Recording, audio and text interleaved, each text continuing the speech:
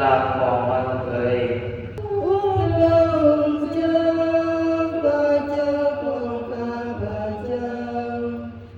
ช่วยเราข้าให้กลับขึ้นมา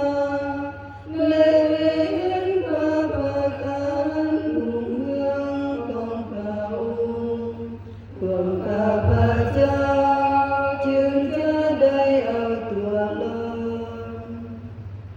จำนวนอายุของพวกข้าพเจ้านั้นสูงสุดแม้70 ปีสำหรับผู้ที่กำลังมองสาลายก็แม้น80 ปีแต่ระยะเวลาเหล่านั้นแม้นมีแต่ความขัดสนและความยากลำบาก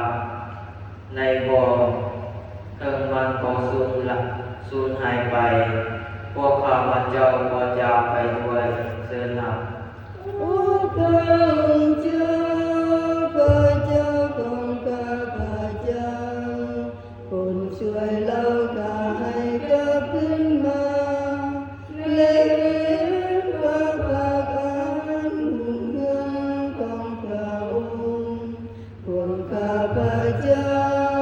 จึงจะได้เอาตัวรอด แต่เศร้าๆโปรดให้พวก พระองค์เจ้าพระเจ้าของข้าพเจ้าโปรดช่วยเราข้าให้กลับขึ้นมา